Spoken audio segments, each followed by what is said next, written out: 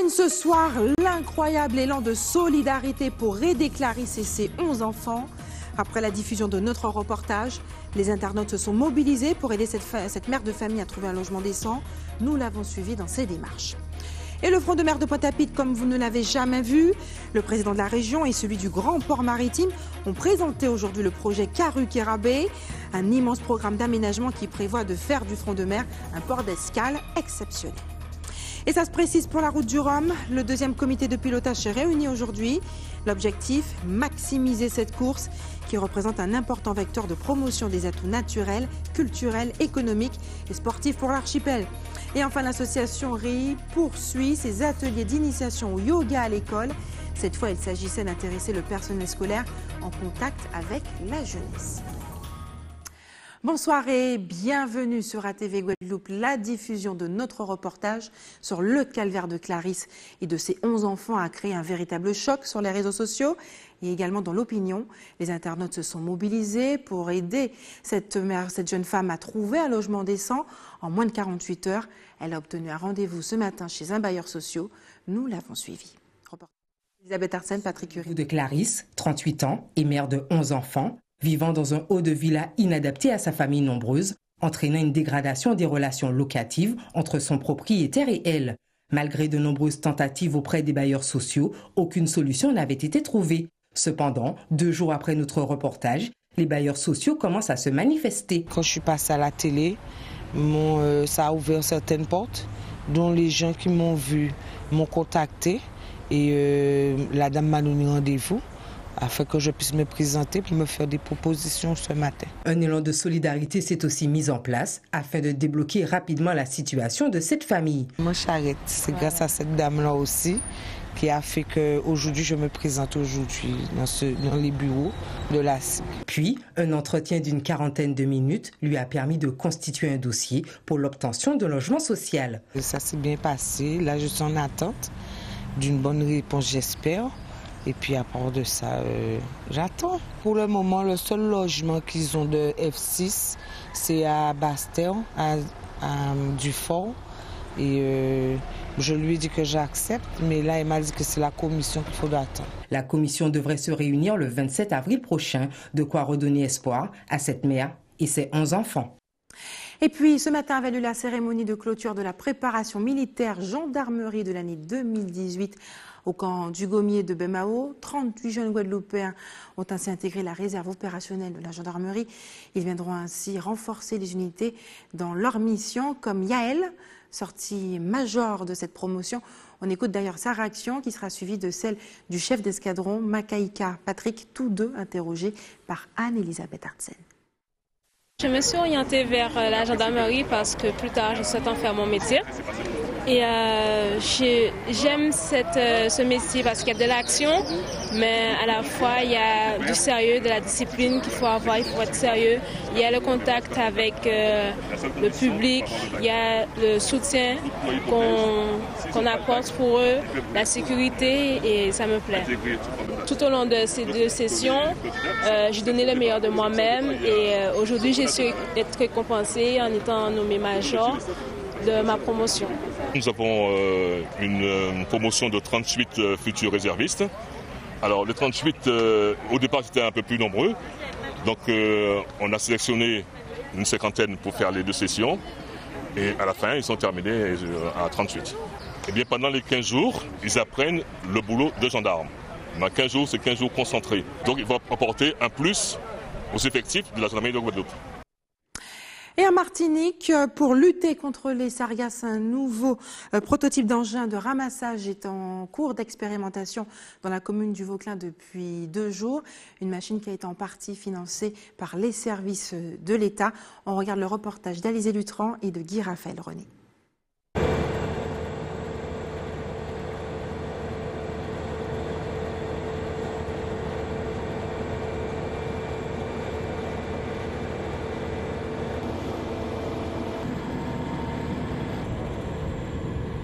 L'engin que vous voyez derrière moi vous dit sans doute quelque chose. En juin dernier, il avait déjà fait ses preuves ici, sur la plage de la Pointe Fola. Le prototype a été élaboré, conçu à partir d'une machine qui servait à ramasser les betteraves. Le prototype est capable de ramasser jusqu'à 150 mètres cubes d'algues sargasses en 1 heure et se veut respectueux de la nature. Cet engin, il a 2 caractéristiques très importantes.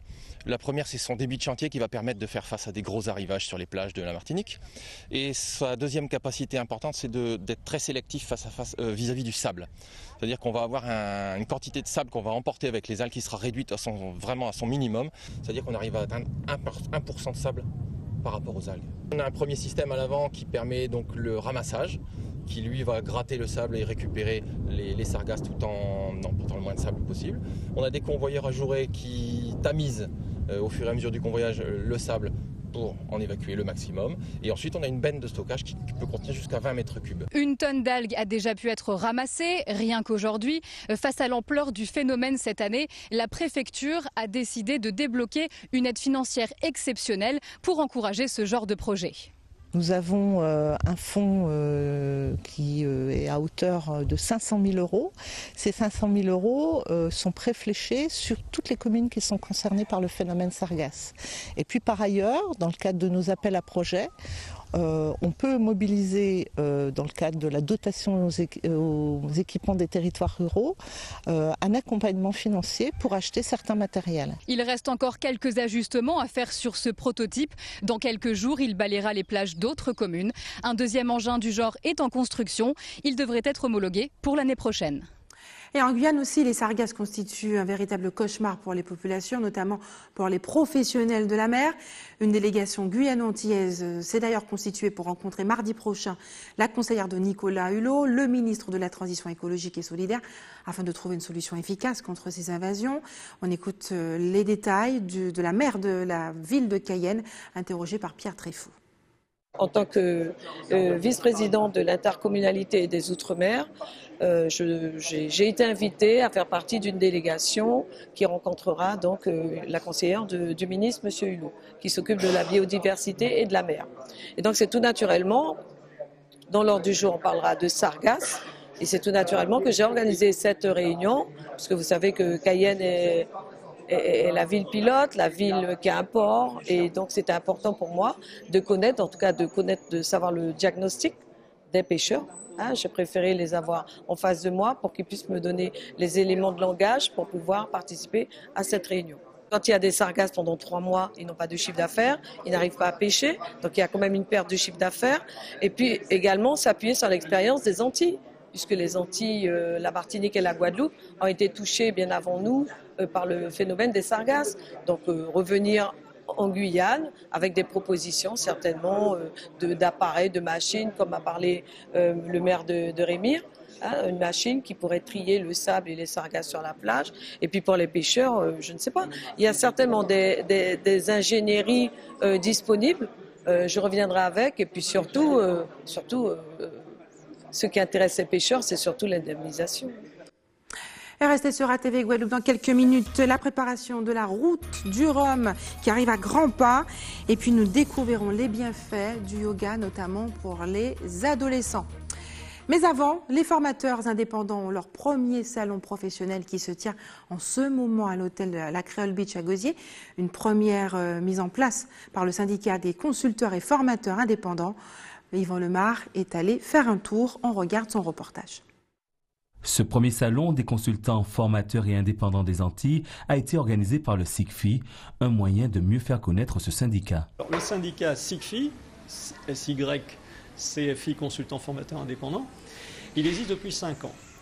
Il regroupe des consultants formateurs indépendants qui font le métier de consultants, donc d'analyse de système ou d'autres choses, qui développent des logiciels ou des actions de formation ou des éditions, et qui accompagnent les entreprises, les organismes dans leur développement et leur amélioration. Durant 2 jours, les participants ont pu obtenir des informations sur les futures lois concernant la formation professionnelle et créer de nouveaux réseaux. Il a été organisé sous forme d'atelier, parce qu'il y a beaucoup d'informations qui étaient importantes à diffuser, puisque la nouvelle loi sur la formation est en train d'être discutée ou on engage les discussions et elle va donc être votée en juillet-août qui doit venir. Donc il faut qu'on puisse remonter un certain nombre de doléances et de spécificités propres à nos départements, que sont la Guyane, la Guadeloupe et la Martinique. J'ai envie de dire, quand on veut définir un besoin, il faut expliquer les choses pour que le besoin puisse naître. Et notre orientation et nos cibles sont les managers intermédiaires, chefs d'entreprise bien sûr, responsables d'organismes divers. Et ces gens-là ont absolument besoin de s'entourer de gens qui ont la capacité d'être à la fois le regard extérieur et en même temps ceux qui portent des solutions et qui les aident à définir leur plan d'action parce qu'ils ont justement cette maîtrise-là. Après ce salon, le syndicat participera aux ateliers autour de la loi concernant la formation avec la députée Justine Bénin en Guadeloupe et au niveau national avec la ministre du Travail. Et puis maintenant, parlons de ce projet qui va profondément changer le visage du front de mer de Pointe-à-Pitre. Ce matin, le président de la région Guadeloupe et le président du Grand Port ont signé un protocole destiné à préfigurer la réalisation de Karukerabé. Karukerabé, un immense projet qui vise à faire du front de mer de Pointe-à-Pitre un port d'escale de grande envergure. Reportage Anne-Elisabeth Artsen. 200 millions d'euros, c'est notre chiffre du jour. C'est le budget global du projet Karukerabé pour lequel un protocole de préfiguration a été signé ce matin. Pour l'instant, c'est 40 pour la région, 60 pour le port, parce que ce sont les études que nous lançons, les 300 000 euros. Mais en principe, la région Guadeloupe sera partenaire à 100% avec le port et peut-être d'autres partenaires privés pour pouvoir mener à bien rapidement ce projet. Ça rentre dans notre cadre de la politique, de programme politique concernant l'économie bleue et l'économie verte, développer le tourisme en Guadeloupe. Évidemment, au-delà de cette volonté de spécialiser le port de Pointe-à-Pitre sur les passagers, la volonté c'est de créer un effet d'entraînement économique, un effet de développement économique, un effet sur l'emploi. Et donc cet effet, il passe par l'augmentation du nombre de passagers et le dépassement d'un seuil. Ce seuil, on l'estime autour de 400 000 passagers. C'est celui qu'on va atteindre cette saison. C'est celui qui permet d'avoir une vraie économie d'échelle, une vraie capacité à faire venir des entreprises qui pourront fonctionner non seulement pendant la période croisière, qu'on essaye parallèlement d'allonger, mais tout au long de l'année, parce qu'il faut que ça devienne un lieu de promenade et d'événements pour toute la Guadeloupe et tout au long de l'année. Ce projet devrait rendre plus attractive la zone portuaire de la cité pointoise et dynamiser l'activité croisière, portée essentiellement par la ville et Cap Excellence. C'est une vraie perspective et une vraie ouverture de la ville sur la mer, indépendamment du renforcement d'un poids d'activité économique qui pèse sur l'ensemble de la Guadeloupe, qui est la croisière. Aujourd'hui, le fait que ce soit un projet porté à l'échelle régionale avec l'ensemble des collectivités, pour nous, c'est une bonne chose. Nous nous réjouissons pour notre part de cette belle initiative et, comme nous dit, soyons parmi les 6 partenaires auprès du Grand Port, évidemment, de la région, du département, de la CCI, de Guadeloupe, mais aussi de la ville de Pointe-à-Pitre, donc nous-mêmes Cap Excellence, partenaires de ce grand projet qui participe évidemment du développement économique dans un aspect évidemment tourné vers la mer, même si nous faisons encore une fois l'interface avec le développement urbain de toute cette zone Pointe-à-Pitre, Abîme, Bémao, mais qui assurément va créer pourvoyeur évidemment d'emplois. Karukerabé prévoit également de mettre en valeur la darse en aménageant une voie piétonne, la reliant au Mémorial Acte et à la place de la Victoire. Ces installations permettront d'accueillir tant la petite que la grande plaisance. Et côté mer toujours, la préparation de la route du Rhum qui aura lieu le 4 novembre prochain avance à grands pas. Le 2e comité de pilotage édition 2018 s'est d'ailleurs réuni ce matin à l'espace régional du Rézé. Conclusion de ces échanges avec Yvan Lemar. Cette 2e réunion du comité de pilotage de la route du Rhum destination Guadeloupe est-elle l'occasion de signer une convention entre la région et les organisateurs de l'événement? Cette signature officialise un partenariat jusqu'en 2026. Je pense que depuis quelque temps la route du Rhum est lancée. Les élus ont fait le travail depuis Saint-Malo. Aujourd'hui, les organisateurs que nous avons missionnés sont venus pour que nous puissions concrétiser cette signature dans le cadre de la route du Rhum pour 2018. Effectivement, il faut signer, il faut payer et surtout rappeler que nous nous sommes déjà engagés pour 2022 et 2026. Aujourd'hui, les choses se passent très bien. Nous avons un village de départ à Saint-Malo, un village d'arrivée en Guadeloupe. Et comme je l'ai dit, tous ceux qui seront à Saint-Malo, ce sont des gens qui partiront pour travailler.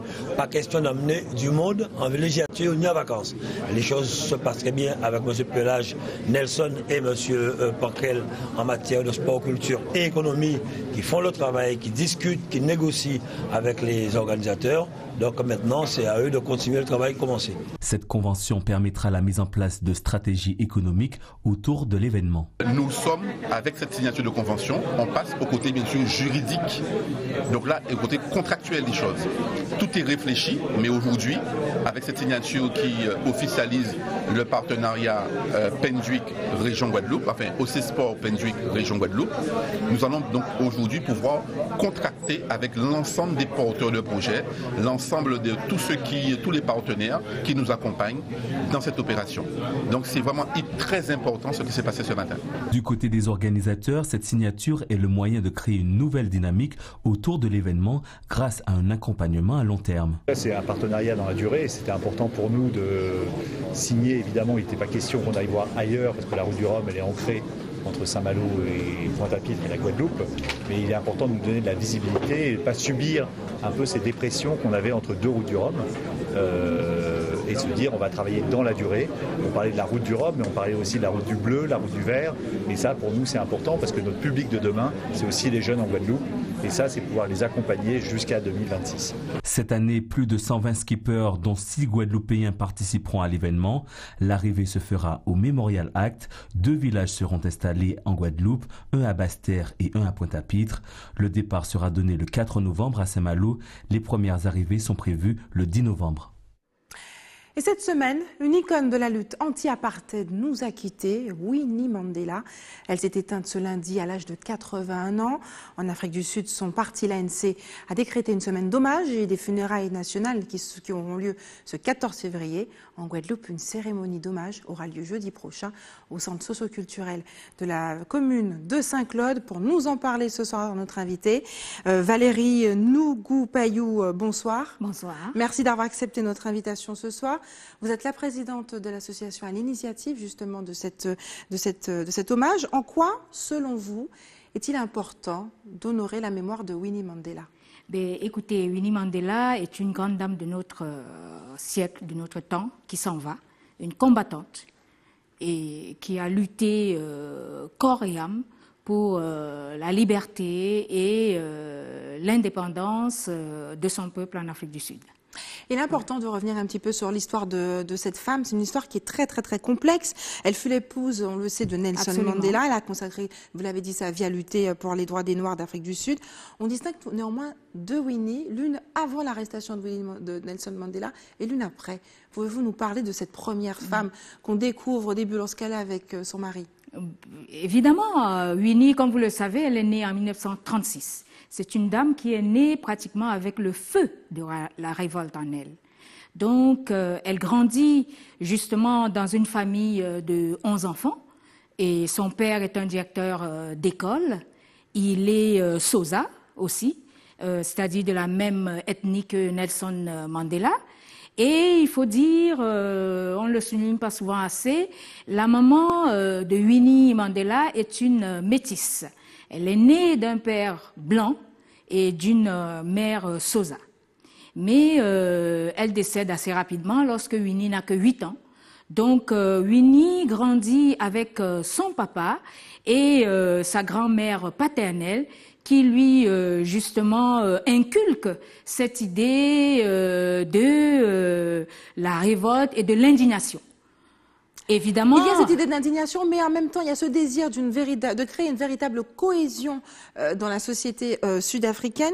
C'est un discours qui change après l'arrestation de Nelson Mandela et qui change après son arrestation, où elle-même subit des pressions, elle est mise en prison en 1969, elle est torturée, violée, et c'est ça le déclic qui change le discours, qui radicalise le discours de Winnie Mandela. Mais évidemment, Winnie Mandela radicalise son combat, notamment lorsque, en 1976, après les massacres de Soweto, voyant comment son peuple avait été massacré dans les townships, de Soweto, elle décide d'utiliser justement les armes de l'oppresseur.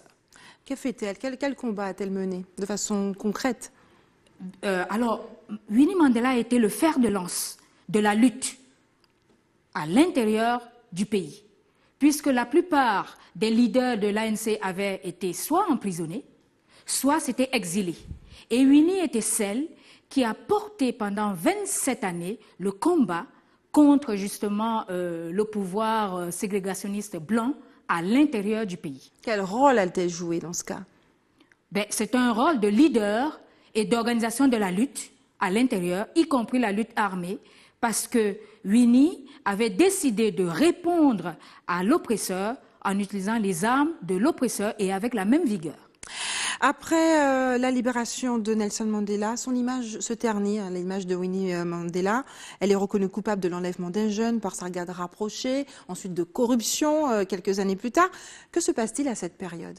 Il faut dire que lorsque Nelson Mandela sort de prison, Nelson Mandela prend le pardon pour tous dans le pays. Mais force est de constater, mais Winnie, une grande dame, n'en a jamais tenu rigueur parce que nous, par exemple, les femmes, notamment en Afrique, on s'est toujours demandé, bien souvent à Winnie, et par rapport à justement la position de son mari Nelson Mandela, comment se fait-il que Nelson Mandela ait autant pardonné à toutes celles et à tous ceux qui ont opprimé le peuple noir et que, pour autant, Nelson Mandela n'a pas été capable de pardonner à Winnie, qui était sa femme, à côté. C'est une question que l'on se pose, parce que Winnie, même si elle avait des gardes qui avaient justement massacré quelques jeunes à Soweto, on se pose la question, Winnie Mandela est-elle celle qui avait le plus massacré d'enfants justement à Soweto et parmi la population noire? On se pose la question, comment Mandela, qui prônait le pardon pour tous les tortionnaires, même pour son tortionnaire à Robben Island, n'a pas pu trouver l'énergie pour pardonner à celle qui a été sa compagne de lutte pendant tant d'années. Mais Winnie ne lui en a jamais tenu rigueur. Dans votre discours, vous excusez parfaitement ces actes. C'est un peu incohérent pour quelqu'un qui a voulu défendre des valeurs de justice, de se retrouver dans ce genre d'histoire, dans l'enlèvement de jeunes ou même de corruption. Ça ne vous dérange pas? Alors, pour bien comprendre, il faut se remettre dans le contexte. Il faut se remettre dans le contexte et les historiens n'ont pas encore totalement fait leur travail pour essayer de dénouer le vrai du faux. Parce qu'il faut bien comprendre que dans ce contexte-là, ce qui est sûr, c'est que même ceux qui ont accusé Winnie n'ont jamais dit Winnie a porté la main sur un quelconque enfant. Mais elle a été accusée. Elle a été accusée, justement, d'avoir orchestré. Maintenant, il faut attendre que l'histoire fasse son travail. Vous parlez de ces femmes africaines qui s'interrogent justement sur le fait que Nelson Mandela n'ait pas accordé son pardon, et encore, on ne le sait pas. Quelle empreinte a-t-elle laissée en Afrique? Une grande empreinte. Celle d'une femme courage, sa pugnacité, justement. Alors, c'est sa fille Zinzi qui en parle le mieux. Face à l'indignation, rien ni personne ne pouvait faire taire Winnie. Voilà l'héritage qu'elle nous laisse. Face aux injustices, face à la ségrégation, face à la domination de l'homme par l'homme, il ne faut absolument pas se taire. Merci Valérie Nougou-Payou d'avoir accepté en tout cas de répondre à nos questions. Je rappelle que vous organisez avec votre association une cérémonie d'hommage. La ville de Saint-Claude nous accompagne dans cette démarche pour une justement cérémonie le jeudi 12 avril d'hommage à Winnie Mandela qui aura lieu à 18h30 au centre socio-culturel Édouard Conradin de Saint-Claude. Dernière question, pensez-vous que les Guadeloupéens s'intéressent suffisamment à ce qui se passe en Afrique? C'est à nous de faire le travail. Il faut apporter l'information. Mais je pense que les choses évoluent et je trouve que les Guadeloupéens, la population ici en Guadeloupe, portent une attention, une oreille attentive, très attentive à tout ce qui concerne les problématiques du peuple africain dont ils sont issus. Merci d'avoir accepté notre invitation. C'est la question en tout cas que nous avons posée à quelques Guadeloupéens. On regarde les réactions recueillies par Karen Diama. Je pense qu'on parle de nos jours relativement suffisamment de l'Afrique.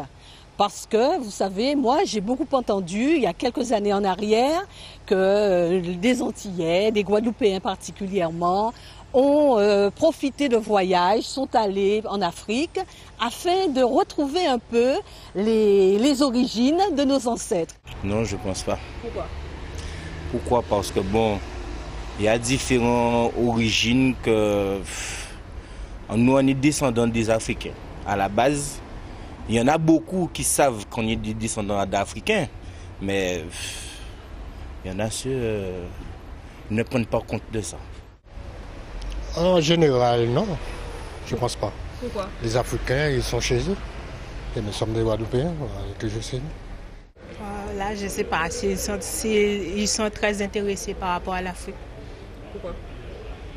Peut-être c'est par rapport à la culture. Peut-être c'est par rapport à la culture, peut-être pas. Je ne sais pas leur passé exact. Est-ce que nous sommes suffisamment tournés vers l'Afrique d'une manière générale? Oui, mais d'une manière particulière, je ne pense pas. On en parle, on n'ignore pas l'Afrique, mais... Je pense qu'on est originaire d'Afrique, c'est ça? Donc je pense que ouais, ça reste à voir après. C'est une question d'éducation, de culture et puis voilà quoi. Je ne suis pas là pour en faire trop. Je trouve des fois qu'on en fait trop. Il y a ça, on le sait, on le connaît. Quand on veut aller se ressourcer là-dedans, nous avons des supports. On a des supports, des livres. Maintenant, avec Internet, on trouve beaucoup d'informations. Et je ne suis pas là, vraiment, je ne suis pas une adepte à en faire trop. Oui et non, je connais qu'ils sont vraiment intéressés. Mais vous savez, tout le monde ne veut pas l'être. Il faut attendre pour voir comment les choses se développent. Je sais qu'il y a beaucoup de gens qui font un travail assez important entre la communauté et, comment dire, les Guadeloupéens et l'Afrique. Alors j'espère que ça ira encore mieux. Je trouve pas, non. Malheureusement. Je sais pas, j'ai l'impression qu'ils ne s'intéressent pas trop à leur vrai pays, quoi. Je sais pas. Après, c'est mon opinion. Mais je pense que non. Et après, pourquoi? Parce que, je sais pas, c'est visible. Mais on est plus vers la France culturellement parlant que l'Afrique en vrai. Tu vois, mais c'est parce qu'on est colonisé, je pense. Donc voilà. Mais après, je sais pas comment améliorer ça. Je pense qu'on devrait plus s'ouvrir vers nos origines, nos vraies origines. Et l'association RI poursuit ses ateliers d'initiation au yoga à l'école. Cette fois, il s'agissait d'intéresser le personnel scolaire en contact avec la jeunesse guadeloupéenne, les adolescents plus précisément. On regarde le reportage de Karen Diama. Et si le yoga permettait d'apaiser les mœurs de notre jeunesse, un précepte auquel Eric est profondément attaché. J'ai toujours travaillé avec des enfants, des adolescents, et donc j'ai gardé un peu le contact avec tout ce monde-là. Et je suis amené à intervenir dans des écoles, mais je crois que c'est important de pouvoir transmettre ce que je sais en termes de yoga, de respiration, de recentrage aux jeunes qui sont éparpillés.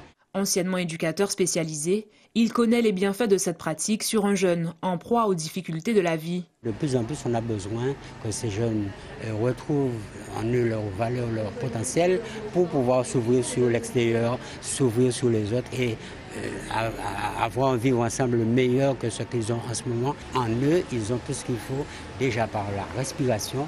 On a la capacité de se calmer et pour gérer les problèmes différemment qu'avec la violence. Ces connaissances, il les approfondit aujourd'hui grâce au RI Guadeloupe et son module yoga et adolescents. On leur enseigne des exercices simples, utilisables facilement et que les jeunes peuvent réinvestir aussi aisément. Des petites techniques de respiration, de prise de conscience du souffle, des techniques aussi pour ressentir le corps, sa posture. On rend le corps disponible aux apprentissages, donc on travaille aussi sur les sens. On utilise beaucoup l'audition et la vision en classe, mais là on multiplie les différents canaux perceptifs pour favoriser aussi toute la mémorisation. Donc on va aussi utiliser d'autres aspects sensoriels, associer un apprentissage aussi à tous les sens, toutes les perceptions qui peuvent s'y rapporter. Si l'adolescence reste une étape difficile, pratiquer le yoga régulièrement permettrait de réduire stress et anxiété et de développer estime et confiance en soi, deux éléments déterminants dans la construction de sa personnalité. Une personne qui est dans l'adolescence traverse des moments de grands contrastes dans ses états. Donc le yoga agit à ce titre-là et ça peut aider dans sa vie scolaire, Parce que quand on est envahi d'émotions, on n'apprend pas bien. Il faut d'abord calmer ça pour être disponible aux apprentissages. Donc cet aspect-là est très important à l'adolescence, l'aspect émotionnel. À l'issue de cet atelier, les travaux de la semaine ont été restaurés. Prochain rendez-vous du RI Guadeloupe à la rentrée prochaine avec de nouveaux modules. Et c'est l'heure des informations pratiques maintenant. Faites des réserves d'eau si vous habitez à Gosier. Les coupures sont prévues demain à 18h chez vous. Dimanche, ce seront les communes de Saint-François et le quartier de Carac aux Abîmes qui seront concernés par les coupures d'eau. Demain, l'établissement français du sang vous donnera rendez-vous au centre culturel de Sainte-Anne toute la matinée, lundi. Le rendez-vous aura lieu sur la place des dissidents à Pointe-à-Pitre de 8h à 13h. Et enfin, si vous avez des informations à nous communiquer, n'hésitez pas à nous appeler au 60 11 2 fois. Voilà, c'est la fin de notre édition locale et régionale. Avant de se quitter, je vous rappelle les principaux titres de ce vendredi 6 avril. Nous l'avons vu ce soir, l'incroyable élan de solidarité pour aider Clarisse et ses 11 enfants. Après la diffusion de notre reportage, les internautes se sont mobilisés pour aider cette mère de famille à trouver un logement décent. Elle avait rendez-vous ce matin chez un bailleur social. Et puis le front de mer de Pointe-à-Pitre, comme vous ne l'avez jamais vu, le président de la région et celui du Grand Port Maritime ont présenté le projet Karu-Kerabé, un immense programme d'aménagement qui prévoit de faire du front de mer un port d'escale exceptionnel. Et puis ça se précise aussi pour la route du Rhum. Le deuxième comité de pilotage s'est réuni aujourd'hui à l'espace régional du Rézé. L'objectif est de maximiser cette course qui représente un important vecteur de promotion des atouts naturels, économiques et sportifs pour l'archipel. Et puis nous l'avons vu ce soir, les bienfaits du yoga qui peuvent s'appliquer aux adolescents pour les aider à s'apaiser et à trouver surtout un équilibre. Merci d'avoir choisi ATV Guadeloupe. Je vous souhaite une excellente soirée, un très bon week-end. Prenez soin de vous, reposez-vous. On se retrouve lundi.